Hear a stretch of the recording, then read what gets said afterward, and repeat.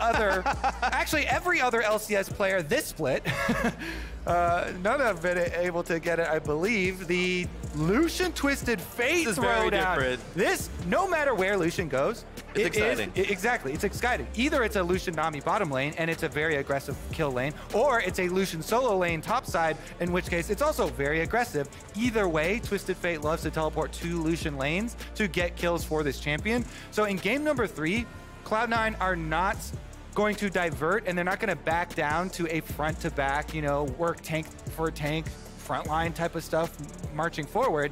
They're going for aggressive, split, teleport Twisted Fate, side lanes pushing type of strategy. And so from Evil Geniuses, they see that 1-2 pick from Cloud9 says everything that you need to know in a draft, and they already are like, well, great. We will get, again, our map movement combo of Ryze plus Nocturne, Realm Warp, and Paranoia. Two of the best at picking off if you're trying to play aggressive split sides of the map. And so, EG, once again, they've already successfully used this, so it's going to be about execution. Cloud9 double down, they get that Nami, so it's the bottom side of the map. That's going to be incredibly aggressive. They could still do a tank top side for Summit, but from what we've seen, that data says it is very, very unlikely. And Cloud9 going to go one step further in the process. Do pick up the Nami in phase 1, but just cannot go ahead and ban Ornn away. But, you know, Impact at least play another tank in the top lane. Pastry, it has taken over 3 weeks, and yet finally we see Ornn banned, the Forge Master banned. I will say there are plenty of other tanks you can play behind it. Scion, Malphite, those types of things are still very, very good tools if you want to commit to that style. I don't think that they will or have to from the side of EG. Definitely a lot of options still open. They're going to target jungle as Blaber has still not been able to lock in a pick. And for Nocturne actually doesn't have a lot of bad matchups. Some of the ones that can be annoying are some of the early game stomp champs that can interrupt his early clear and can affect the lanes. And so taking out the Volibear is pretty good. You don't have to ban Rek'Sai because, funnily enough, Nocturne actually directly hard counters Rek'Sai with your spell shield, and Rek'Sai having to open up combat patterns with Unburrow means that even though it's an early game champ and would like to stomp the Nocturne, does not get to because spell shield will completely negate the entire kit and your combat pattern. So they go for the Jarvan instead. Is going to be that early game possibility of setup, but man, again, Cloud9 are putting themselves into a position where they have to play early game well, and they have to snowball, and they cannot make mistakes and give up any gold to the side of EG. They do have fairly narrow win conditions. If you win with a team like this for Cloud9, though, it does look like a roll. It looks like a stomp because it is effective snowball early. The Nocturne is probably going to be the biggest hurdle that they have to overcome, and EG will pick another tank for top side. It is the Gragas instead of either the other two that we mentioned, but definitely expect Impact to build that way. Let's see, the final counter pick once again for Cloud9. They shout out the Ice Chicken. Love it. Froggen shouts out as well. There's Gwen. Well, it does give them some scaling outs for later for side lane. It gives you some 1v9 outs. Gwen is actually very good against Zeri because of the range and because of the W. It's very, very easy to manipulate it and deal with that one.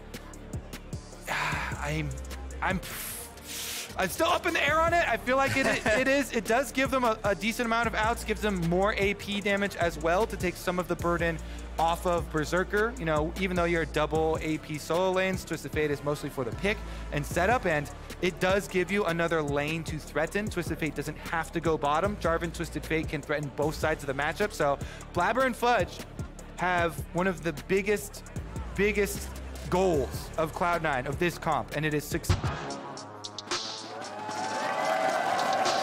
And we're back, EG on the precipice of pushing themselves into top 3, into finals weekend. This could be our last game of spring 2022, Kobe, in LA. But I would love to see some more League of Legends today. We'll see if Cloud9 with a very aggressive comp can get it done. And they have to. Every game from here on out, is a split elimination game for Cloud9. Spring Split, which is traditionally the split of Cloud9, their success, their biggest successes. And yet they are going to have to pull out all the stops now. Harden the mental, focus on this game one at a time. They have done it before. The history of this team, of this organization, even in the face of this young NA talent, of these heathens, they're gonna have to pull out all the stops. Cloud9, famous for making gauntlet runs, for making all of these unexpected successes in the face of doubt. And they're gonna have to do it 3 times in a row here versus Evil Geniuses. Summit once again is getting some info. Just trying to be a nuisance. It's gonna poke Impact here a little bit, but just gonna go to the lane now and make sure to join the wave in time. And Spired's gonna be A-OK. Curious where the jungle pressure is going for Blaber. Obviously Cloud9 drafted a lot more early game for themselves this time around. Jojo is gonna eat a gank very early on, but that's a very nicely placed ward. Jarvan, Twisted Fate, again, it is the crux of this team. They are not the ones that are going to carry late. They're the ones that are going to get this team comp their early game advantages and snowball them and get them to their win conditions for this series, for this match. So the early level 2 attempt from Blaber, not a surprise. Not a surprise to us, but also not a surprise to Jojo. Having warded out on that side, he saw it, they swept it, doesn't matter. And Summit, once again, this is why he keeps going for the level 1s to track Inspired. He knows Inspired is pathing away from him, so he goes for the aggressive trades, chasing down on Impact. He's Gwen with the Conquerors, trying to stack it up. Does get his lane push and his harassment done. Yeah, Impact, though, no stranger to Summit's Gwen, is navigating pretty nicely, even though Gwen will obviously have the early levels here up against the tank Gragas, and that's a lot of damage. And the goal of it for Summit is to whittle down on your resources so that he can get his recall off. Because you can see Cookie and extra potion in the inventory here of Impact. He's trying to make Impact drink all of them. Whittle on through them, snip on through them, constantly keep up the pressure so that then Summit gets first move.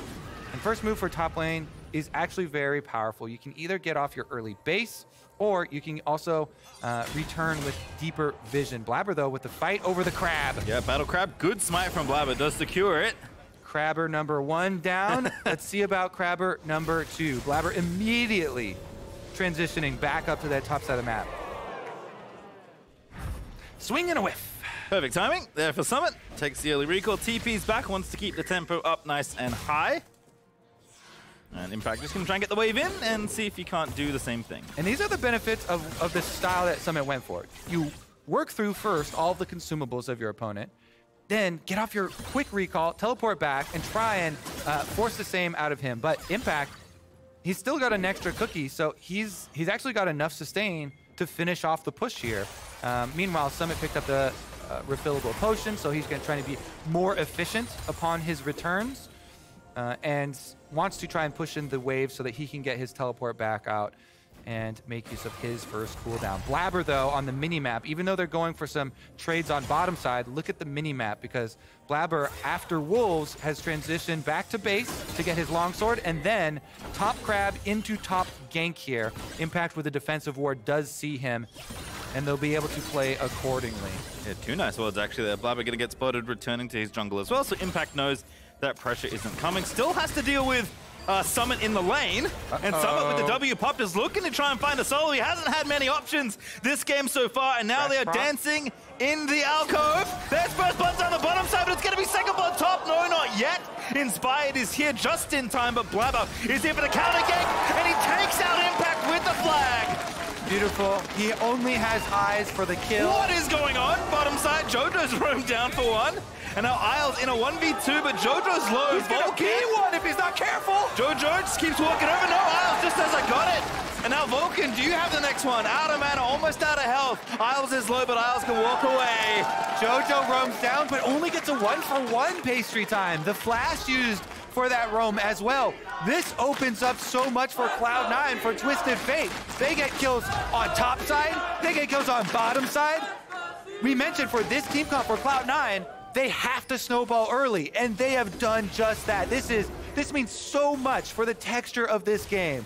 elimination game for Cloud9, and they need at all costs to get early advantages for both sides. Oh, Berserker, you filthy animal! That was sick! It was only in the picture-in-picture, but Berserker flashes Vulcan's combo, and then Jojo comes down, and he's only able to get a 1-for-1 out of it because Isles tries to peel for him here, and gets the Ignite down onto Jojo. He finishes the job himself. He flashes away from Vulcan to avoid that stun auto that was about to come out. So he pins them against the tower. They get the answer kill. This one, you know that Blaber, all he has to do is ignore Inspired and run straight for the kill because Impact had just used his flash and his body slam. He could not dodge the EQ. So Cloud9, they get victories on both sides of the map. And when that happens, PastryTime, this opens up all options to you.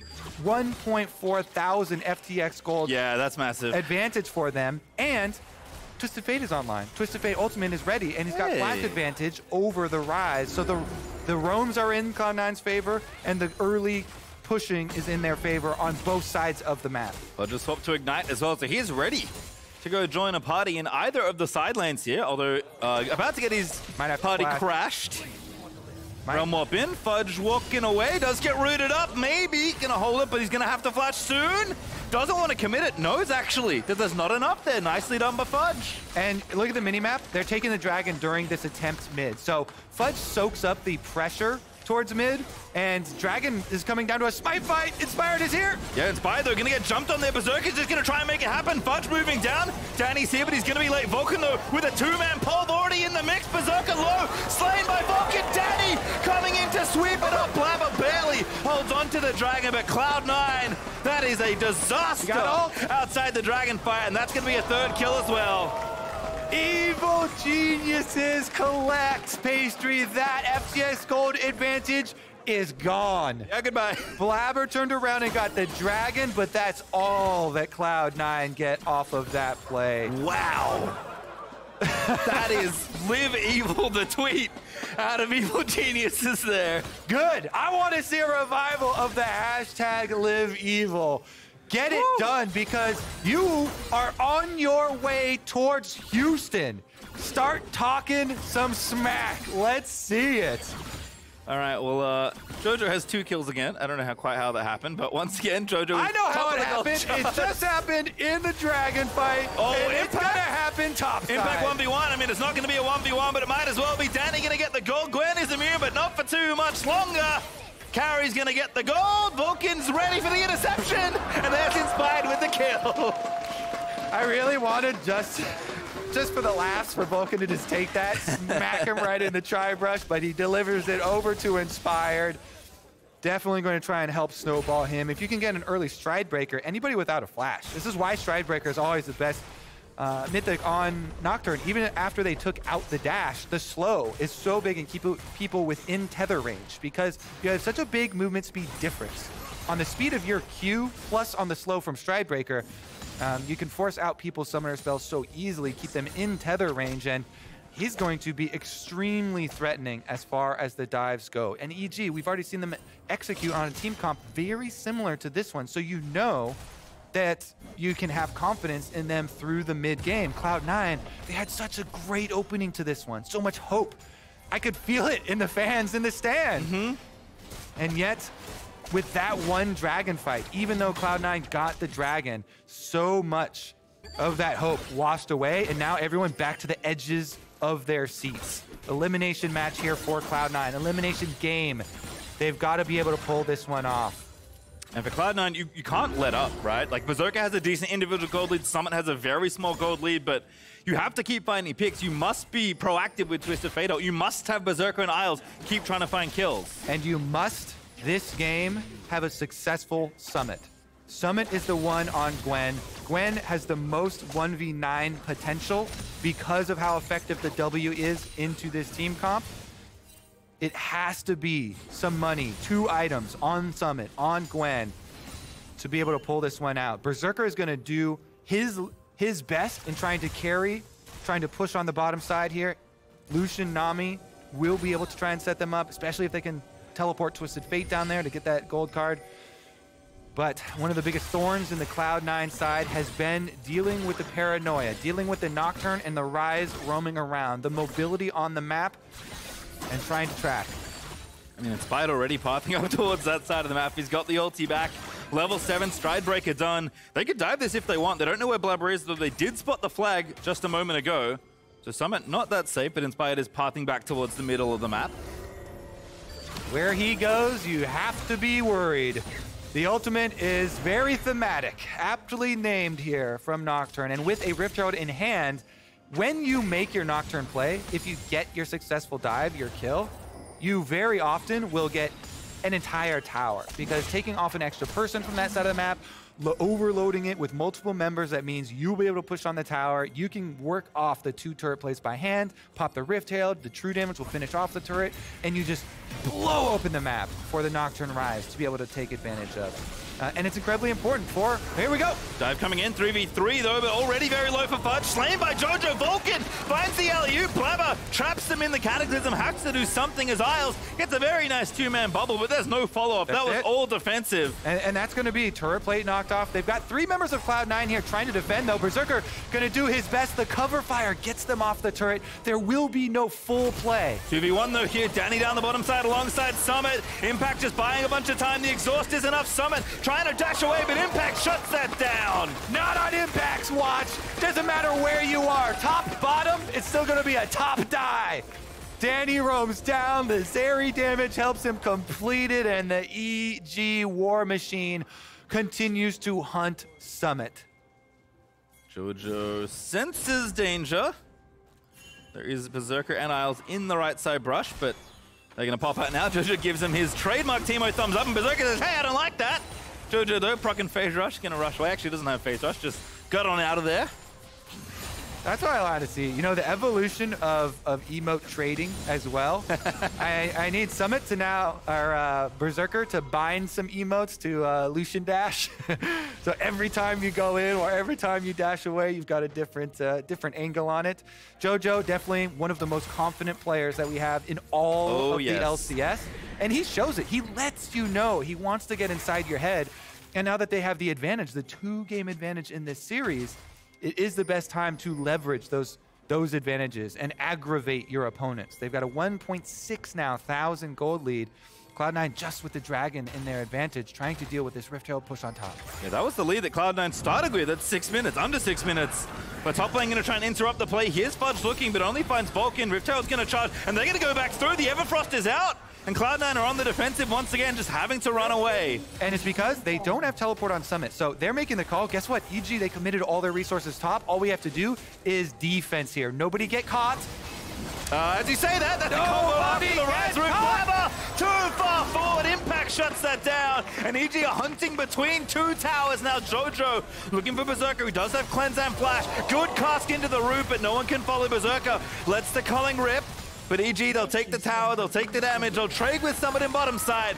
But this is all good for EG. It is. It's tragedy for Cloud9. All they had to do at this point, they had avoided the engage, the Nocturne ultimate, the Realm Warp. All they had to do was not die on top side. Summit will get the bottom turret split pushing, but EG, they get their pick, they get their kill, and they trade the tower. So in the end, they also trade top tower for that. Objectives kind of a wash, plus the extra pick for EG. You see objective bounties not popping up quite yet, but edging towards that way. Cloud9 will get another Dragon, though. They continue Dragon stacking through this whole series. That has been their creed, their motto this entire series. They actually back off because they don't have deep vision. If you would, just toggle vision once again, observers, because the threat of EG exactly here is unknown. And the unknown is not what Cloud9 want a piece of. They know that the Dragons have done nothing for them in the past, and they don't want to risk sticking around. Even though they were not EG members that close, the fog of war is another opponent to deal with. All right, well, Cloud9, seeing if they can find a way back in. Can they open up a side lane for Summit with Twisted Fate? Can they track Inspired, who's just been constantly ulting people on cooldown? Can they contain Danny? Can they contain Jojo, who's having a breakout playoff series? He has changed so much from the first games we saw from Jojo. It is incredible to watch the growth of a player that is very far from done showing his ceiling. Meanwhile, it's actually telling that EG, even when they have full control of the map, do not take the Dragon. They let the Cloud Dragon sit. They will take your towers, they will take your gold before anything. The priority on Dragons for EG is Vulcan zero. looking to set up the play on his own team, and Danny zooms on him from the side. Berserker's going to get up, but Danny is flashing in. That's an arrow. Berserker is going to put an end to that shenanigans. And now Summit's in here. Fudge TPing through. Everfrost finds the route. C9 need these picks, and they will find them. This is their moment. Cloud9 needed to get as much as they possibly can. When you are so far down in a series versus EG, you must strike. Summit battling Impact. Impact tanky, but not that tanky. Cloud9, though, can't dive it. Now, do they go for a gold themselves? Nobody pushing for these neutral objectives. Nobody pushing for an immediate transition over towards Dragon. Even Cloud9, who were stacking, do not have the priority on it. They try and chase down. They try and pick Gragas there. They're ineffective in being able to get the Gragas. Let's take a look in our flip the switch replay from Roccat, though, at Vulcan.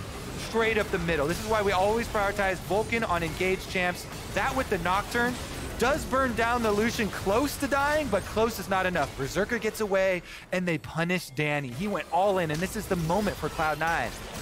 Lying in wait. They need to take these opportunities, and so they jump through. They've got one pick, now is 2 kills, and then they have the choice to try and rush down an objective or go for the chase. They tried to get the chase to get some more gold for themselves, unable to do that, which means actually on the reset, they finally pick up the Dragon. Literally nobody wants this Cloud. This is the ugly duckling Cloud.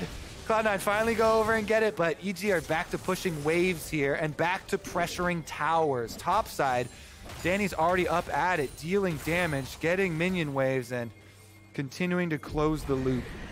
All right, well, signs of life for Cloud9, but they're going to need a lot more of that, a lot more picks, and EG are just not slowing down. Yes, they went a little too far in mid lane. Yes, we talked up the 2 young EG players, and they both died in the last play, but that does not stop them. In fact, double charge in mid lane does a ton to the mid lane inhibitor tower, so even more places of pressure for EG to play around. And it just makes so much sense why EG have stuck with this same game plan every single game.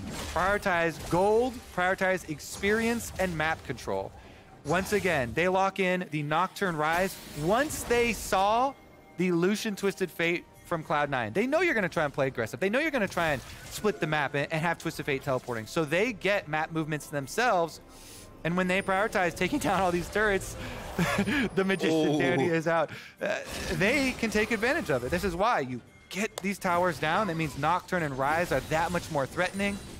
You have so much more power in inventory with your items completed. Anathema's Chain is done on Nocturne once again. Last time around, he had on Berserker. I'm assuming he will put it on either Berserker or Summit, probably Berserker again this time around.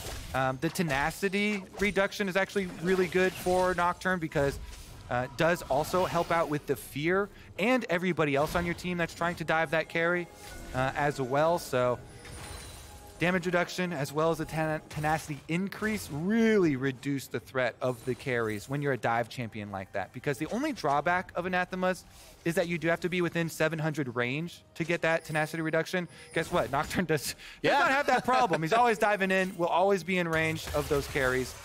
So we'll always be able to get that extra effectiveness for you.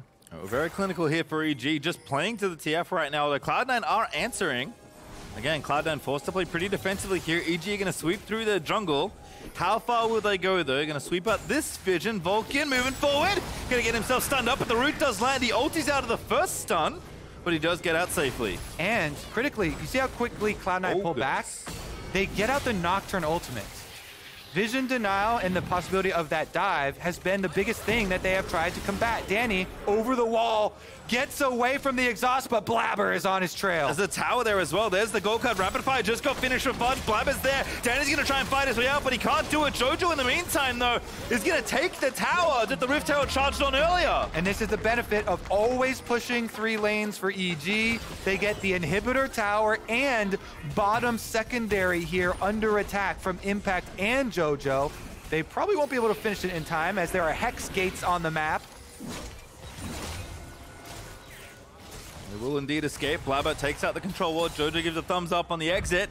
But TP committed for Cloud9, ultimate from Twisted Fate committed for Cloud9, just to get 1 kill and still lose a tower in mid. I love the focus on pressure from Evil Geniuses. This whole series, they have constantly prioritized pushing out these waves, constantly pressuring towers, using teleports for these tempo plays to keep up the pace on your opponent so that every recall costs you something. If you go back to base, if you have 1 less person on the map, guess what? They're pushing harder. They're trying to expose you to more Nocturne ultimates split on these different lanes, or else you get what we just saw. If you're able to even effectively pick off one of the split pushers like Danny in the last case, then you lose out inhibitor turret and half of the HP of bottom turret. So EG, they create the scenarios where they still will get some reward even if one of their members gets picked off there.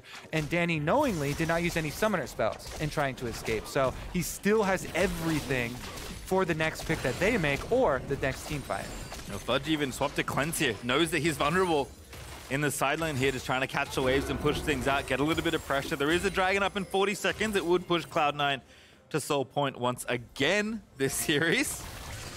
I think this one, since it's so easy for EG to set up, and the Hextech Dragons are much more valuable, and Hextech Soul is very valuable, so I would assume that this one, they would pick it up if EG do not actually contest them at it, but Cloud9 are running straight through. No vision though. EG have done a nice job of blinding them of this portion of the river. Also, mid-out is still up and very healthy, so Cloud9 just have very little room to work with here. They're bold as 5, they can't really do any side lane pressure. Blaber's flag will spot a couple, but you gotta fight front to back, and I'm not sure they want to, but you are gonna be forced to. Ultimate goes in from Nocturne. They're after Summit, actually. Gwen Bubble goes up, but impacted to the backline, trying to make it happen. Jojo straight into the middle of the enemy team. Stasis is there. Vulcan finds the combo on the backline, but Blaber barely misses onto Jojo. And Danny, once again, is ripping through Cloud9. He's got himself a double. EG starting to sense it. Jojo on the line there. He Zonias, he survives. They're not done. Berserker with Nami trying to pull something out of a hat here for Danny, what a play. Ulti still ticking. Flash it past the CC, still queuing them. There's the stun, but they can't follow up, and Vulcan with the flank is finding another. Fudge is going to have to TP away, and EG going to go for Baron now. Hashtag live evil. They're headed for Houston. PastryTime. EG are putting Cloud9 in the dirt. What a difference in that fight. 2 Zonias. Jojopyun down to 50 HP. Also, Summit whittled down to 50 HP. And yet, on exit from the Zonias, Jojo survives, Summit does not. Let's take a look here.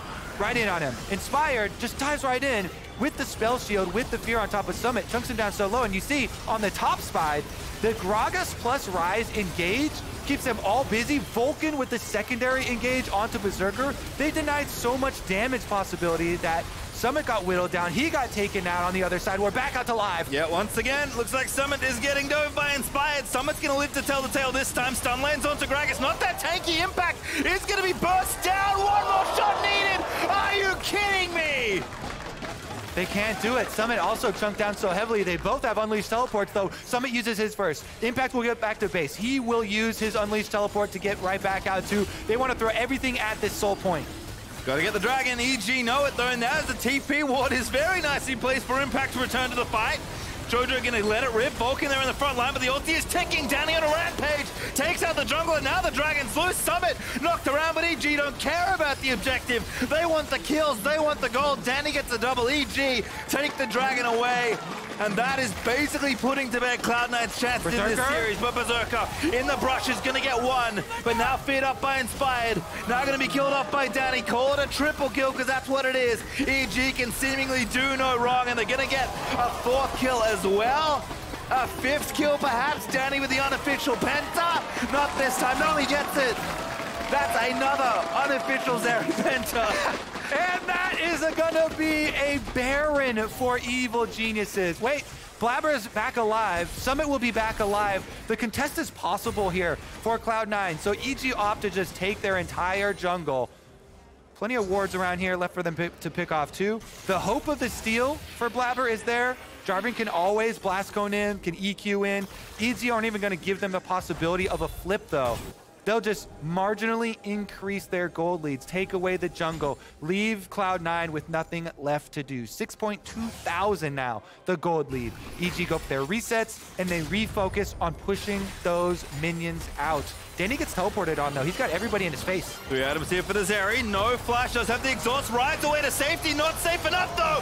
There's the shutdown. They desperately needed that. The TP as well. Perfectly timed, and Jojo's gonna die. The burn! This could be the comeback, PastryTime. There is life in Cloud9 yet. At the precipice of being eliminated from spring playoffs, Cloud9 find the picks. They kill Danny, they kill Jojo. They kill the young talent. They take the carries off the map, and they will take the Baron unless Inspired can pull off a miracle there's steal. No way. No ult, no flash. you cannot take this Baron as Inspired. They're trying to get something here with a top tower, but it might cost even Impact his life. Gragas is mobile, but Gragas will be pinned inside the enemy base. Can Cloud9 also chase down the Gragas? That would be a desynced death timer if they can find it. Cloud9, this would be a way to chain back their victories, but they can't close in Impact. So it is just the top tower. EG will get some gold in exchange for that Baron, but Cloud9 have life within them. They've got hope. They do, and Cloud9 desperately need that at this juncture.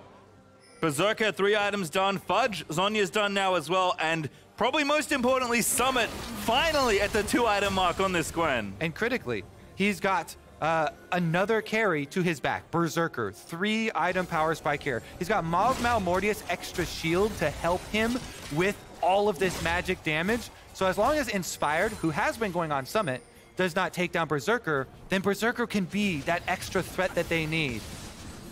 Look at how safe they're playing. That was like everyone was there with the Baron up cannon. Cloud9's like, nope. Do you fault them? No, not at all. With what has happened this game, it is understandable. Realm Warp, Nocturne, Ultimate. Gragas has flash as well here for Impact. They are itching to make that play. Fudge with the first move. They know a recall just happened as well. Nocturne Ultimate down, huge for the team fight. No vision denial, no guaranteed dive. This will be Cloud9 getting more gold back. Yep, nice for Cloud9. Very patient there. Summit with the sweeper. Spotted Impact recalling because he knew he was in a brush, and he suddenly disappeared and Inspired. Burning the ulti gives Cloud9 the confidence to step forward and chip away at still a very significant gold lead out of Evil Geniuses. Breathe deep here for Cloud9. They're holding on. White-knuckling this series, white-knuckling playoffs right now with all of their strength. Evil Geniuses are still remaining calm, though, and this is such an important thing to see from a team that does have very young members. They also, though, supplemented those young members in the creation of this team, of this roster, with very, very, very veteran members. Impact on the team, always such a strong shot caller for every team he's ever been on, pulling Vulcan away from Cloud9, getting him the possibility of this vengeance match against his old organization. These are 2 of the best shot callers that we have in all of the LCS. And it shows in the demeanor of Evil Geniuses. Even when there is all this pressure, even when they are so close to finishing the game, they're always focusing on that next little advantage that they can get. Okay, they made a mistake. They gave up 2 kills and gave up Baron, but in that time, Impact was able to get back a single turret. It's those small things that you see in these big moments that mean the difference for a team that is really looking to win the LCS. Big grit checked over Cloud9 as Inspired's gonna ride on in. The engage looks good, but they're maybe gonna turn it back around. Jojo is very tanky, but Berserker is gonna cull most of his health, and Danny is on it once again. Blaber's gonna have to run. Summit as well, has the ghost, but doesn't pop it. Does get slow, but he should be okay. EG, though, setting up for this dragon, continuing to take things away from Cloud9. And this is a very low-value dragon, honestly. This is, okay, soul point for Cloud9, but it's 30 minutes into the game, so the soul doesn't come that quickly. I would not risk anyone's life for this dragon. However, it looks like we might have a full commitment. Ryze has unleashed teleport. He could flank right in front of him. Impact again, very scary here as the ulti as well. EG trying to move their way back in. Cloud9 have to navigate carefully. That's the route there from Jojo. Vulcan finds a double. Blaber gets in, gets out with the Cataclysm, but Cloud9 are going to be sent packing back to their Nexus. Summit finally dead, C9 with no health left to speak of, and EG, they're just going to keep on going, brute forcing through. That could be it. EG find 4 kills. That's going to be EG taking the dragon, and they will run rampant through Cloud9's base. Vulcan is on the hunt. Oh, gets a kill. Fudge does find one back, but Danny, no ulti active, doesn't go over, but Impact. The walls are closing in around Cloud9. They're going to take so much, if not the Nexus. Yeah, they're going to go for the end here. Vulcan says after all this time, he gives one back to Fudge, one back to Cloud9, but EG will still be taking so much. Blaber, 15 seconds though. Summit, 11 seconds. 5 seconds on Isles. It's close. EG leave. Not quite yet.